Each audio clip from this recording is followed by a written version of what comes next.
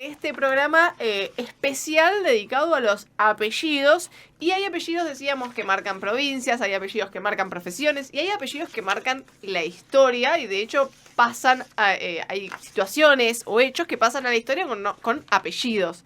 Entonces, para hablar de esto, estamos en comunicación telefónica con nuestro amigo, ya el licenciado Marcelo Calabria, docente y ensayista. Hola Marcelo, ¿cómo estás? Lucía y Federico te saludan. Gusto, Lucía, ¿cómo les ¿Qué va? tal, Marcelo? Federico. ¿Cómo andamos? ¿Todo bien? Un gusto saludarlos. Ya casi de la familia somos.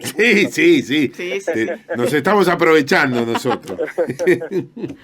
Marcelo, hablábamos de estos nombres, en realidad estos apellidos que marcan un momento, una situación, una ley. Contanos 3 o 4 de estos apellidos que pasaron a la historia. Bueno, hay varios, ¿no? Ejemplos, pero que han marcado, quizás por esos personalismos, lo comento rápidamente, así como hablamos del sillón de San Martín en Mendoza, el sillón de Rivadavia en la Nación, hablamos de la ley Sáenz Peña, tan importante para nuestro país, ¿no? Claro, a ver, esa la podés explicar un cachito ahí, la ley Sáenz Peña, digo, porque uno más o menos conoce, pero se va perdiendo, porque incluso nosotros tenemos varias calles Sáenz Peña con distintos nombres. Claro. ¿Entendés? ¿Cómo? Bueno, recuerden ustedes que fue el presidente Roque Sáenz Peña quien, en un momento especial, porque muchas veces hablamos de los personalismos, pero en realidad esto, una persona quizás quedó en la historia, pero hubo mucha gente que atrás trabajó, en este caso en la ley de 1912, que instauró el voto universal, y que no, como ustedes decían, hemos quedado con estos apellidos, quedó por supuesto por el presidente Roque Sáenz Peña esta ley, él fue el presidente desde el Ejecutivo el que impulsó la ley, y quizás ha quedado en el olvido uno de sus redactores, que fue el legislador Indalecio Gómez, Claro. porque quedó marcada por el nombre de la personalidad importante que impulsó la ley, una ley tan importante como fue la del voto universal. Estoy tratando de recordar el número, creo que es 8871, espero no equivocarme. Sí. Una de nuestras primeras leyes de la época después de la Constitución y democrática, cuando ya la democracia se comienza a ejercer y la república completamente, porque si bien éramos una república y un sistema representativo desde 1854, lo cierto es que ustedes saben, en las primeras épocas del siglo XIX, perdón, del siglo XX, es cuando realmente se efectiviza con esta ley de 1902. Claro, estoy pensando, digo, si yo digo, bueno, esto es en virtud de la ley Gómez, nadie entendería de lo que estoy hablando. Claro. ¿Tenés? Pobre Gómez, ¿no? Sí, pobre, fue uno de los olvidados, ¿no? Claro. Y así, por ejemplo, yo digo, te tiro esto y me voy a ir, digo, estaba pensando, por ejemplo, Bolivia y Bolívar, Colombia. Claro. Digo, ¿no? Claro. Que también tiene que ver con los apellidos y demás, digamos. Bueno, obviamente están las localidades directas, uno, San Martín, Belgrano, eso, Claro, eso uno sí. tiene montones, pero digo, a veces uno no se acuerda de estas cosas también. Claro, ¿no? porque tienen también una impronta de homenaje, de recordatorio, lo cual no es malo, por supuesto. No, Al más contrario. vale. Sí, Es una... Recordemos que todo este tipo de cosas, de imponer nombre a calles, de imponer nombres a sitios, los actos públicos, yo tenía una docente muy sabia que decía, son maneras públicas de educar en una época que no todo el mundo sabía leer y escribir, entonces era una forma de ir educando a través de símbolos, de sitios, y bueno, eso dejó su impronta, ¿no? Sí. ¿Y así alguna otra así que uno diga significativamente de leyes y bueno, distintas cosas que uno llame por el apellido? Bueno, ahí con la producción, la excelente producción que ustedes tienen, hacíamos un reconto, un repaso, y me mencionaban el Plan Marshall, Sí, famoso correcto. plan estadounidense. Sí. Esto para ver que no solo pasa en Argentina y en Latinoamérica, sino que en el mundo sucede esto. Sí, Este sí. famoso plan de reconstrucción de Europa después de la Guerra Mundial, Sí. que llevó el nombre del secretario de Estado que lo impulsó. Mirá vos. Ahí fíjate, no quedó el nombre de la presidencia, del presidente que impulsó eso, sino el nombre de quien fue el autor concreto del plan, que fue el secretario de Estado, Douglas Marshall, que planteó al Congreso estadounidense, recordemos, un plan de reconstrucción de todos los países que habían quedado devastados por la guerra, porque recordemos que Estados Unidos intervino en la guerra, pero la guerra no se desarrolló en su territorio, Claro. sino que se desarrolló en territorio europeo, y fue una guerra, la Segunda Guerra Mundial, tan devastadora que vieron la necesidad de que había que apoyar y reconstruir. ¿Y cómo lo hicieron? Recordemos la época del New Deal de Roosevelt, ya Roosevelt no es presidente, pero ha quedado la impronta del New Deal, es decir, la intervención del Estado, la buena intervención del Estado para reactivar la economía, como fue la impronta del New Deal, y el Plan Marshall, bajo esa impronta, invierte, creo que eran algo como 12.000 millones de dólares. Hace poco leí que llevado a valores del presupuesto estadounidense de 2020 eran como 313.000 millones de dólares lo que invirtió el Plan Marshall, y quedó con el nombre de su autor. Bueno, vos sabés que estaba pensando en la doctrina Monroe. Hoy decíamos que para nosotros la calle es Monroe, pero la doctrina es Monroe. Sí. Digo que era América para los 1825, americanos. Claro, sí. América para los americanos. Digo, también estas cosas que van quedando como...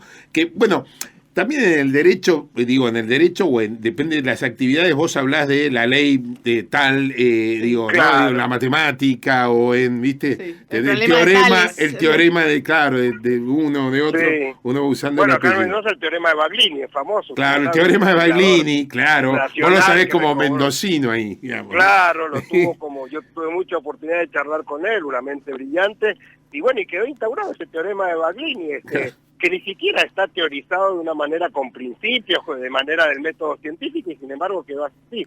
Decilo el teorema. Seguimos hablando el teorema de Baglini es... tal. Claro, el teorema de Baglini, yo no lo sé exacto, pero es, cuanto más cerca estás del poder, cuanto más cerca estás del poder, más conservador te volvés, digamos. Claro, cuanto más lejos te estás de las promesas esas electorales. Exacto, exactamente. Muy sabio, ¿no? Sí, muy sabio, es verdad. Pero fíjate que sigue la impronta, ¿eh? Nosotros seguimos hablando. Yo ahora he estado participando colaborando en la autoría de varios proyectos de ley acá en mi provincia, y llevan el nombre del legislador que lo propone. Claro, sí. Es más, yo les decía, a veces en esos falsos egos que uno tiene, que no los puede evitar, pero yo les decía, che, mira, acá no va ni a figurar, y prácticamente te lo ha redactado. Claro. Pero bueno, es así, es una usanza y costumbre, y vuelvo a decir, no está mal, porque de alguna manera, mirá la ley Sáenz Peña, cambió completamente, modificó nuestra república, ¿no? No, tal cual. Y había que tener la valentía para proponerlo en el momento que el presidente lo propuso. Claro. Entonces creo que es importante. Ahora, ¿viene del uso popular o, porque ahora vos ves las leyes, yo veo ahora, tenés leyes que son nombres. Incluso que sobre todo las de género, viste, que tienen que ver con esto? Sí, claro. Pero, hay como una intención porque hay un episodio previo que genera esto. A una pero víctima, a un protagonista directo. Esto por decir el Plan Marshall o la ley Sáenz Peña, fue el lenguaje popular que empezó a hablar de la ley Sáenz Peña, fue el periodismo. ¿Cómo funciona esa parte, digamos? Yo no sé cómo es ahí. Digamos, o ya había una intencionalidad política previa.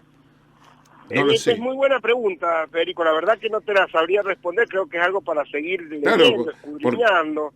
Si viene del uso popular o si viene de un uso institucional. Yo creo que debe venir más por lo que te decía al principio, de ese afán en una época que era más difícil transmitir conocimiento que ahora, de hacerlo de una manera más simbólica, y en los homenajes y los recordatorios de esa manera quedaban quizás más prendidos en el imaginario popular o en la concepción identitaria de cada uno de los lugares, ¿no? Sí.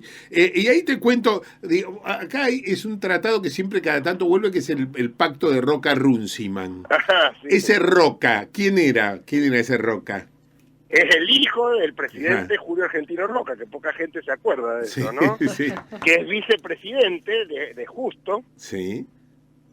El hijo, que encima tenía un parecido, si uno ve la fotografía de la época, tenía un parecido con su padre, era de todos los hijos quizás el más parecido. Sí. Encima el que ejerció función pública, fue senador, fue legislador, fue vicepresidente. Sí. Ejerció cargos diplomáticos, un hombre muy preparado, ¿no? Pero además con la impronta, sin duda. Yo siempre pienso en estos casos, le debe hasta haber pesado el apellido de su padre más en esa época, porque estaba cerca, hacía unas décadas que su padre había sido 2 veces presidente de lo que se llaman las presidencias fundacionales de la nación. Sí. Y bueno, Roca como vicepresidente le toca firmar este pacto que fue tan cuestionado. Recordemos, en el medio se da el asesinato del senador santafesino. Sí, Bordaberry. Lisandro de la Torre, que denunciaba parte de lo que este pacto significaba por la connivencia, corrupción con los frigoríficos ingleses. Pero bueno, el pacto ese de comercio entre Inglaterra y Argentina, que fue bastante desfavorable para nuestro país en una situación del mundo muy especial, quedó como el pacto Roca-Runciman, los dos que lo firmaron, ¿no? Runciman por el ministro que lo firma por Estados Unidos y el vicepresidente que lo firma por Argentina.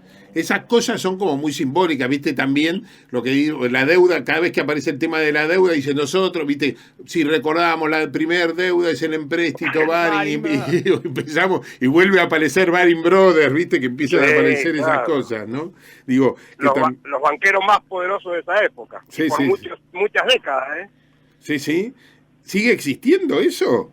No sé eso, yo no sé. No, la casa de Baring Brothers como tal no, pero nosotros la tuvimos presente en nuestro país desde la época de Rivadavia, el primer empréstito que firma Rivadavia y que encima tiene toda una connotación terrible, porque el primer empréstito, hay un libro sobre eso de un economista muy famoso e historiador de economía política, que dice el primer empréstito donde los fondos no fueron a parar a donde tenían que ir, porque son una parte, fueron para todo el progreso de Buenos Aires, con este personaje Rivadavia, que bueno, no voy a ahondar mucho, yo no es de mis personajes predilectos, así que no voy a dar mi juicio, porque sería parcial. Bueno, eso... Pero quedó como el empréstito Baring Brothers, que lo terminamos de pagar a fines de 1890 o 70, por ahí, lo habíamos tomado en 1825, ¿no? Ahí tenés, digo, viste que hay distintas lecturas de la historia, y esta es mi última pregunta que te hago por este momento, ya te vamos en otro momento te vamos a agarrar. Pero digo, viste que a veces vos sentís que hay próceres que no son reconocidos en las calles, o a veces la calle que le toca no es tan importante. Vos decís, che, a este le tocó una cortada y era un prócer bárbaro, le tocó una calle que tiene 2 cuadras nomás. Digo, claro. Eso a veces es como que a uno le va pasando por no sé, uno hincha por algunos próceres, apellidos y lo que fuera. ¿Viste que te pasa eso? Sí. No es lo mismo tener una avenida que una calle, digamos. Eso, viste que uno mira esas cosas. ¿Vos sentís que hay alguien que está faltando en la historia? Digo, no hablo de la historia reciente porque si no nos vamos a complicar mucho, pero ¿sentís a alguno que no tuvo un justo reconocimiento? ¿Sentís a alguien así en la historia? Y sí, hay muchos hombres y mujeres, sobre todo mujeres que fueron quizás las más invisibilizadas en su momento, pero que claro, que son las que cuestan, sobre todo en la época de la independencia, que es la que a mí más me gusta y la que leo y demás, por ahí son las que más cuestan rescatar porque no quedaron registros públicos, no quedó mucha documentación más allá de Martina Chapanay, Juana Zurduy, Mariquita Sánchez de Thompson, Remedios de Escalada, bueno, Josefa Tenorio, Pascuala Meneses, hay muchas, María de los Remedios del Valle, la madre de la patria, olvidada, por supuesto, pero bueno, quizás hay mucha gente que rescatar. Ahí te he nombrado varias, algunas que están muy reconocidas, tienen nombres de barrio, de calle, y otras que han sido completamente olvidadas, y creo que es muy bueno que en los últimos tiempos se las viene rescatando y poniendo en valor. Y de la historia reciente yo sí me voy a meter en una que es, aunque es reconocido porque tiene calles y demás, creo que es el doctor René Favaloro, a quien yo pude conocer personalmente por los temas sanmartinianos, charlar 2 veces con él, y creo que todavía no lo terminamos de reconocer en la estatura de, para mí, lo que es uno de los próceres modernos. Bien, a mí me parece muy bien, porque incluso los próceres están muy ligados muchas veces al ejército, a lo militar y al ejercicio de algún cargo político, y tenemos poca reivindicación de la ciencia. Incluso estaba pensando en Leloir, más allá de que hay, también, no somos el único país en Latinoamérica, con 5 premios Nobel, y eso a veces lo olvidamos. Tal cual. Marcelo, siempre es un gusto hablar con vos, pero esta vez se nos termina el programa, así que así que nos vamos. Digamos que es Calabria, porque hoy dice de apellido Marcelo Calabria, que está claro el origen y de dónde. Bueno, les agradezco mucho. Gracias Marcelo. Pasaba Marcelo Calabria por El Dedo Gordo, docente y ensayista.